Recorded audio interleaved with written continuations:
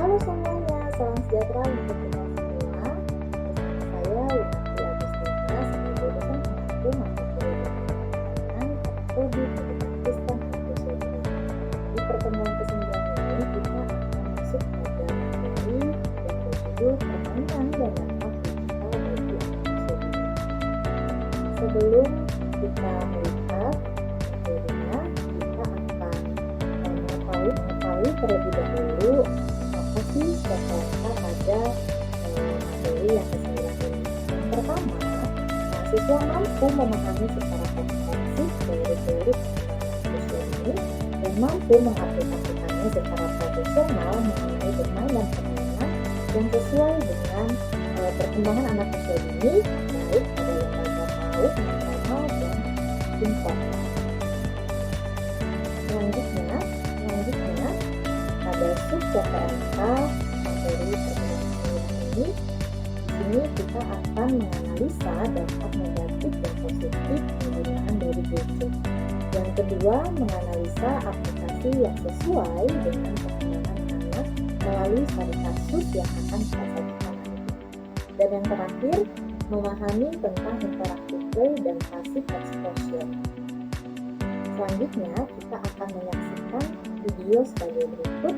Kiranya rekan-rekan semuanya menonton dengan seksama. Pemirsa, kecanduan gadget atau gawai pada periode emas perkembangan anak juga menjadi persoalan serius.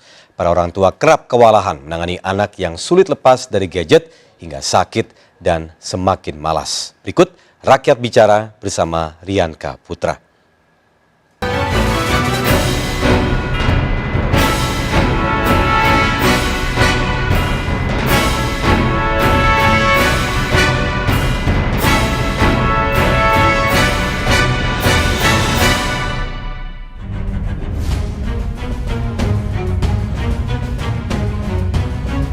Permasalahan anak-anak di Indonesia makin hari makin pelik, tak hanya soal gizi buruk. Namun di zaman teknologi canggih seperti ini, kecanduan gadget atau gawai juga menjadi persoalan serius bagi para anak-anak. Saya menemui Viko, bocah yang mengalami gejala kecanduan gadget hingga matanya rusak. Bola mata Viko iritasi dengan bercak merah yang semakin parah saat menatap layar diiringi rasa sakit. Perubahan juga terjadi pada kognitif bocah 9 tahun ini yang semakin malas hingga sulit berkomunikasi. Sudah pernah diperiksa ke dokter atau ke puskesmas? Sudah, malah saya diomel-omelin.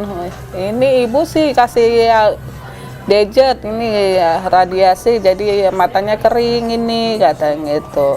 Kelihatannya memang matanya Viko itu selalu merah seperti itu? Iya merah, apalagi kalau cuaca panas itu ya, tambah merah banget gitu. Lagi main gadget itu bisa berapa lama, Bu? Ya bisa 3 jam, 4 jam lah. Kalau saya sibuk dia kan, langsung diambil HP-nya. Kadang bangun tidur bukan apa, langsung HP dicariin. Bukan sarapan, mandi, apa gimana, HP. Viko usianya 9 tahun ya, Viko ya? Main gadget terus sejak kapan, Bu? Dari umur 4 tahunan kali ya. 4 tahunan? Belum sekolah sih. Apakah ibu yang secara sengaja memberikan gadget ke Viko atau dia yang minta ya, Bu, waktu itu? Terkadang iya sengaja juga biar kalau kita ada kesibukan gitu biar dia anteng, maksudnya biar diem aja gitu. Apakah dia pernah merasakan sakit, gatel, dan seperti apa sih yang dirasakan oleh Viko kalau mengadu ke ibu? Kadang itu gatel, kadang kalau udah terlalu itu pusing, kadang mama pusing, mama aku minta obat, pusing nih, kadang gitu. Ibu yang sudah merawat Viko dari kecil melihat ada perubahan perilaku dari Viko, apakah menjadi malas atau menjadi sulit berinteraksi, seperti apa, Bu? Ya malas juga, nggak mau fokus gitu. Kalau disuruh makan, nggak mau ah. Jadi maunya game aja. Kadang kalau seperti kita mau makan, nih sekalian nih kita kasih HP juga kadang biar dia diem gitu, mau makan kadang gitu juga dipancing. Kesalahan bukan di anak gitu, orang tuanya. Kalau ibu nggak bisa itu membatasi, saya juga nggak bisa mengobatin. Viko bukan satu-satunya anak generasi Alpha yang kecanduan gadget atau gawai. Masa keemasan perkembangan anak dari sejak lahir hingga usia 5 atau 8 tahun terampas. Organisasi Kesehatan Dunia WHO menetapkan kecanduan game sebagai penyakit gangguan mental. Kecanduan game bisa masuk dalam kategori penyakit jika memenuhi 3 hal. Yang pertama adalah ketika seseorang tidak lagi bisa mengendalikan aktivitas bermain game.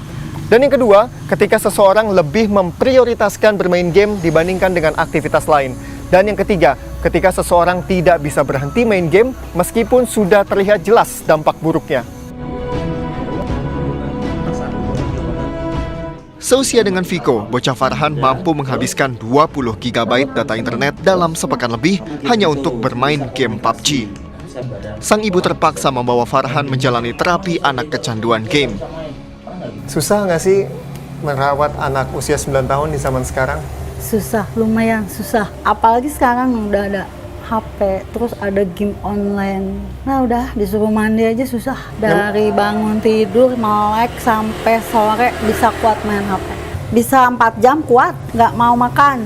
Mandi aja susah. 2 bulan naik di kelas 4 tuh udah main.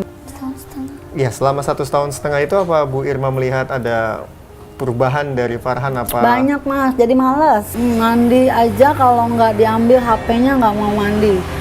Makan susah, harus disuapin. Susah fokus. Belajar aja turunnya banyak banget. Cuma Ibu nggak khawatir karena PUBG itu kan permainannya lumayan keras ya, kekerasan, tembak-tembakan, bunuh-bunuhan itu. Kadang-kadang tanpa pengetahuan saya juga Mas. Terus kalau saya mau hapus permainan PUBG-nya, HP-nya pakai password yang saya nggak tahu. Kalau anak hanya diserahkan ke kami untuk diterapi tanpa keterlibatan orang tua, itu biasanya efektivitasnya kurang. Karena anak pasti nanti ketika di rumah melakukan pola yang sama. Tapi ketika orang tua ikut terlibat dalam proses terapi, maka keberhasilan terapi bisa sampai 75% sampai 100%. Karena yang perlu dirubah itu bukan sekedar bagaimana mereka diterapi, tapi bagaimana pola yang harus dilakukan di rumah ketika setelah terapi. Kebiasaan anak bermain gadget atau gawai yang tak kenal waktu dan tak kenal tempat seperti ini juga bisa membahayakan keselamatan. Anak butuh pengalihan dari layar gadget agar tidak kecanduan. Cara terbaik adalah dengan bermain di ruang terbuka. Ya, kena. Gantian ya, jaga ya. Orang tua punya peran yang sangat penting dalam menghadapi persoalan yang satu ini, agar gadget yang sesungguhnya bermanfaat tidak berbalik menjadi musuh bagi anak-anak. Saya Rian Kaputra, demikian Rakyat Bicara pekan ini. Lagi yuk, ayo lagi yuk.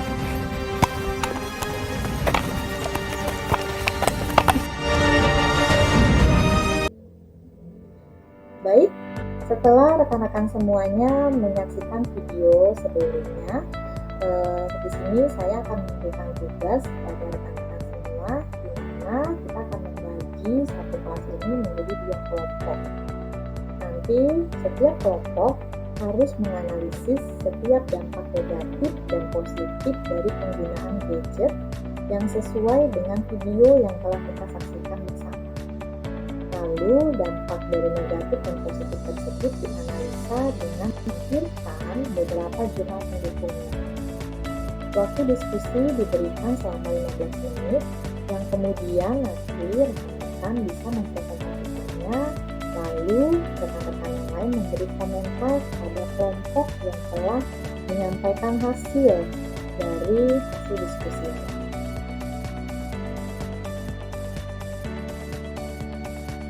Silakan untuk rekan-rekan semuanya melakukan diskusi dengan satu kelompok.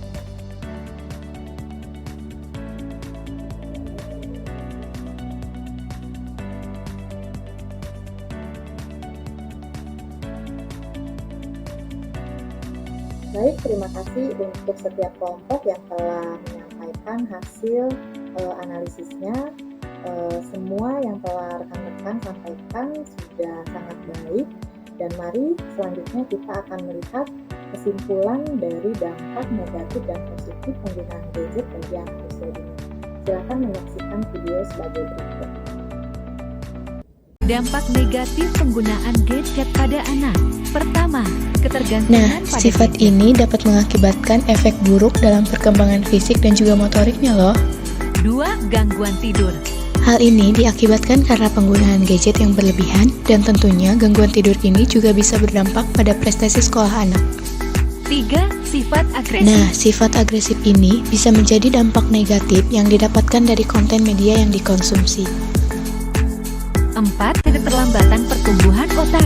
Bermain gadget berlebihan dapat memberikan dampak buruk seperti keterlambatan kognitif, tantrum, serta menurunnya kemampuan anak untuk mandiri. 5. Potensi gangguan mental pada anak. Penggunaan gadget berlebihan yang perlu diwaspadai adalah meningkatnya risiko depresi, gangguan kecemasan, dan cyberbullying.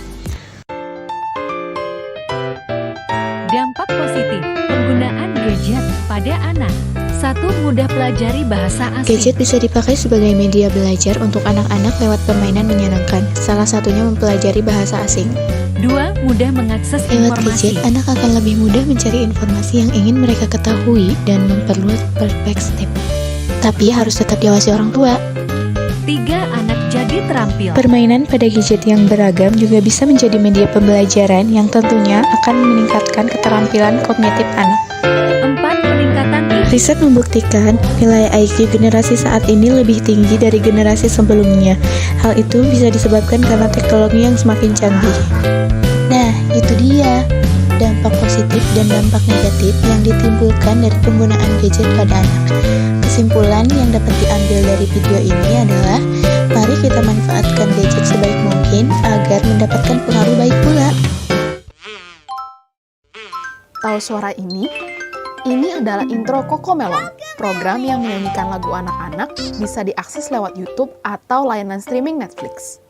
Katanya, kalau memainkan intro Cocomelon ini, niscaya pasti akan ada anak balita yang menghampiri. Para orang tua pun membuktikan teori itu di TikTok, dan terbukti banyak anak yang langsung senyum dan menghampiri orang tuanya dengan hanya mendengar intro Cocomelon.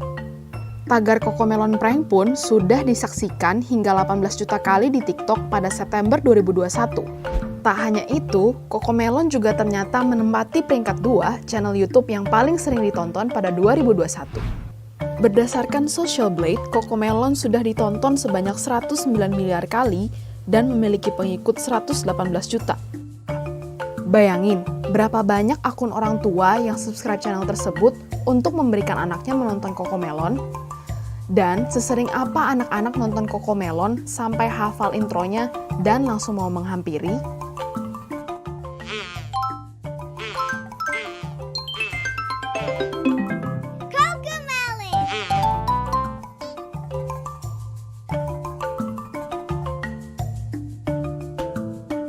Pastinya ada banyak motif orang tua yang memberikan anaknya menonton Cocomelon atau program anak-anak lainnya dari Gawai. Berdasarkan penelitian Susilowati dan kawan-kawan untuk jurnal Global Pediatric Health pada 2021, motivasi terbesarnya adalah untuk meningkatkan pengetahuan anak, untuk hiburan, dan komunikasi. Tapi pada praktiknya, biasanya alasan terbesar orang tua memberikan gawai kepada anak agar mereka tidak rewel, perhatiannya teralihkan, dan sebagai pengantar tidur. Yang jelas, gawai mudah menyita perhatian anak-anak agar orang tua bisa beristirahat sebentar. Tapi ada kekhawatiran nih yang muncul. Apakah lama screen time anak akan menghambat pertumbuhan dan perkembangan mereka? Sebuah riset dari Journal of the American Medical Association pada 2019 meneliti dampak lama screen time terhadap hasil tes pertumbuhan dan perkembangan anak selama 5 tahun pertama. Screen time di sini terhitung jika anak menonton televisi, film, video, menggunakan komputer, bermain game, pokoknya menggunakan teknologi yang memiliki layar. Riset yang meneliti hampir 2.500 anak balita ini menemukan bahwa anak umur 2 tahun memiliki rata-rata screen time 17 jam per minggu atau 2,4 jam per hari. Anak berumur 3 tahun memiliki rata-rata screen time 25 jam per minggu atau 3,6 jam per hari. Dan anak umur 5 tahun memiliki rata-rata screen time 11 jam per minggu atau 1,6 jam per hari. Risetnya menunjukkan bahwa lama screen time pada anak 2 tahun memengaruhi hasil tes tumbuh kembangnya saat usianya 3 tahun. Begitu juga saat usianya 3 tahun, lama screen time-nya saat itu memengaruhi hasil tes tumbuh kembangnya saat usianya 5 tahun. Nilainya jadi lebih rendah. Sejalan dengan temuannya di Indonesia, anak-anak di bawah 6 tahun juga mendapatkan screen time lebih dari sejam dan kurang dari 3 jam per hari. Sebenarnya, lama screen time ini sudah melampaui rekomendasi American Association of Pediatrics yang mencatat 1 jam screen time per hari untuk anak balita. Semakin kesini, semakin mudah juga anak-anak Indonesia diperkenalkan pada media digital. Kebanyakan orang tua memperkenalkan televisi dan komputer atau teknologi fixed screen pada anak saat umur mereka 1 tahun. Namun biasanya anak sudah dikenalkan smartphone dan tablet sejak bayi. Lantas, kok bisa screen time memengaruhi tumbuh kembang anak, khususnya balita? Para ahli sering mengatakan, perkembangan anak sangat cepat pada 5 tahun pertama. Saat 5 tahun pertama ini, anak harus diberi interaksi sosial 2 arah, kegiatan motorik seperti bermain dan berlari agar perkembangannya bisa optimal. Namun, jika anak terlalu banyak memakai gawai, entah itu nonton atau main game, mereka akan melewatkan kesempatan berlatih dan menguasai keterampilan komunikasi, motorik, dan interpersonal. Dengan menonton video, anak tidak berlatih membaca ekspresi orang lain, sehingga ia bisa bertumbuh kurang empati. Anak-anak pun membutuhkan rasa bosan agar kelak ia bisa mengatur rasa frustrasi tersebut dengan melakukan hal lain. Kalau anak terus-terusan diberikan tontonan, mereka jadi tidak bisa mengandalkan diri sendiri untuk mengisi waktu, jadi menghambat imajinasi dan motivasi nantinya. Selain itu, gawai juga merusak daya perhatian anak. Ketika mereka diberi audio dan video bersamaan, mereka tak perlu konsentrasi untuk tahu apa yang terjadi. Tapi, ketika anak-anak dibacakan cerita, mereka bisa memproses kata-kata dan gambar pelan-pelan sehingga meningkatkan daya konsentrasi. Memang, ada kemungkinan dampak screen time berbeda-beda untuk tiap anak, apalagi dihubungkan dengan banyak faktor lainnya seperti keuangan keluarga, depresi maternal, dan lain-lain. Walaupun masih kurang riset lebih lanjut yang menyatakan screen time benar-benar berdampak buruk bagi anak, para ilmuwan paham betapa pentingnya orang tua untuk memberikan aktivitas off-screen pada anak, agar keterampilan sosial dan kognitif mereka meningkat dan menjadi lebih bahagia di masa depan. Sebenarnya, orang tua di Indonesia pun sebagian besar sudah mengerti berbagai dampak screen time pada anak selain postur tubuh yang buruk. Dampak screen time pada anak menurut orang tua Indonesia ada bermacam-macam, seperti kualitas tidur yang memburuk, penglihatannya berkurang, kurang latihan fisik seperti bermain, menonton konten yang tidak sesuai dan kecanduan, serta interaksi orang tua dan anak yang menjadi berkurang. Oleh karena itu, para peneliti perkembangan anak memberikan beberapa saran untuk para praktisi, ahli, dan orang tua. Praktisi dan ahli bisa mulai mengembangkan media plan yang terpersonalisasi untuk keluarga. Media plan ini nantinya bisa memberikan panduan dalam mengatur batasan waktu screen time di rumah, sehingga memastikan prioritas aktivitas fisik dan interaksi sosial dalam keluarga. American Association of Pediatrics memberikan pedoman mengenai screen time anak. Pertama, anak di bawah 18 bulan harus menghindari penggunaan gawai selain panggilan video. Kedua, untuk anak 18-24 bulan, orang tua bisa memperkenalkan media digital dengan syarat programnya harus berkualitas tinggi dan ditonton bersama. Program berkualitas yang interaktif dibutuhkan agar anak tak hanya sambil lalu menonton tayangan. Menonton bersama anak juga dapat membantu mereka untuk mengerti apa yang mereka tonton. Untuk anak di atas 6 tahun, tetap harus ada pembatasan screen time yang konsisten, yang tidak mengganggu tidur dan aktivitas fisik anak. Lalu, bagaimana keadaannya di Indonesia? Lebih dari 50% orang tua pun sudah tahu rekomendasi para ahli mengenai screen time anak. Namun, belum semua mempraktikannya. Kontrol screen time saat ini masih menjadi masalah yang tak terhindarkan pada orang tua. Mereka tahu dampaknya, tapi mau bagaimana lagi? Diperparah dengan pandemi, anak-anak prasekolah pun harus memakai media digital untuk belajar. Hal ini membuat para orang tua harus memperkenalkan gawai pada anak lebih awal lagi.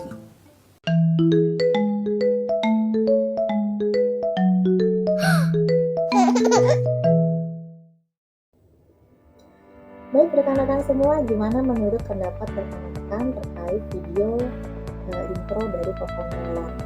Ya, memang intro Cocomelon ini sangat digandrungi oleh anak-anak anak usia dini, di mana mereka langsung terpanggil dan tertarik ketika anak-anak mendengar dari intro CoComelon. Nah, melalui kesempatan ini juga saya ingin memberikan tugas lanjutan kepada kelompok yang masih sama tentunya untuk mendiskusikan, di mana rekan-rekan semua diminta untuk menyebutkan beberapa tontonan yang aman untuk anak usia dini, dan rekan-rekan juga diminta untuk menyebutkan alasannya mengapa tontonan tersebut sangat aman untuk anak usia dini dan tentunya dikaitkan dengan referensi. Silakan untuk melakukan diskusi pada tugas yang kedua.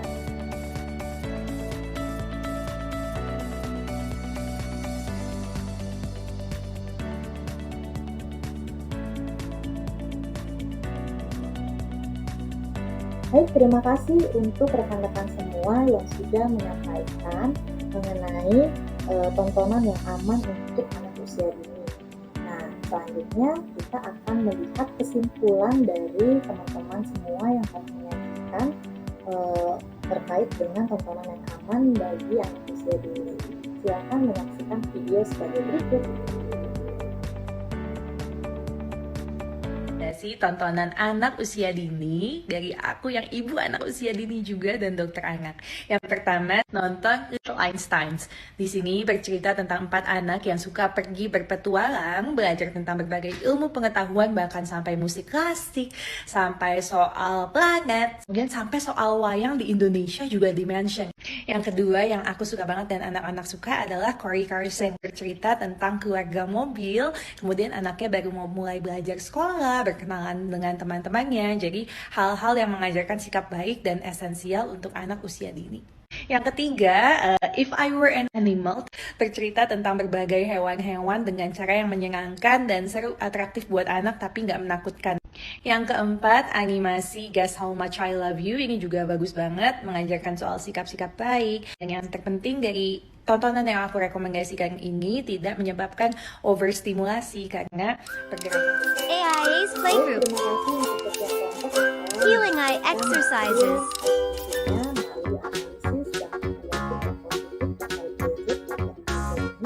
Hi kids, did you play some small test cards that we do last time?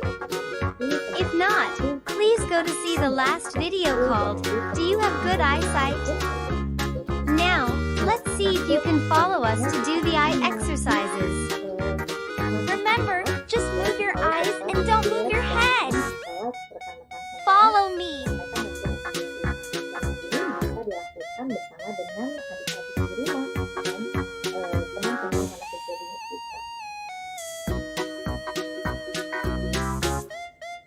Baik, terima kasih untuk setiap kelompok yang It's my turn. hasil diskusinya melalui analisis dan positif terkait gadget bagi usia dini, dan tugas yang kedua menganalisis tontonan yang aman bagi anak usia dini. Chase me. Nah, untuk selanjutnya kita akan melatih Me again. ya supaya tetap rileks dan aman setelah rekan-rekan semua menyampaikan hasil diskusi. Dan ini bisa dilakukan bersama dengan adik-adik di rumah dan teman-teman anak usia dini. Close your eye for 20 seconds. Start now. Terima kasih untuk setiap 20, kelompok yang 19, 18, 17, 16, 15,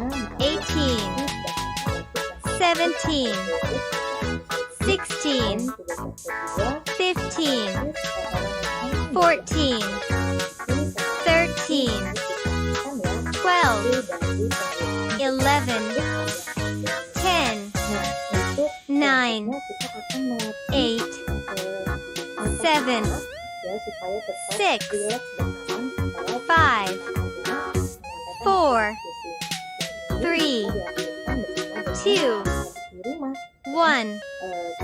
Open your eyes. Now, watch the object out of the window that at least 20 feet far for 20 seconds. 20, 19, 18, 17, 16, 15, 14, 14, 13, 12, 11, 10, 9, 8, 7, 6, 5, 4, 3, 2, 1.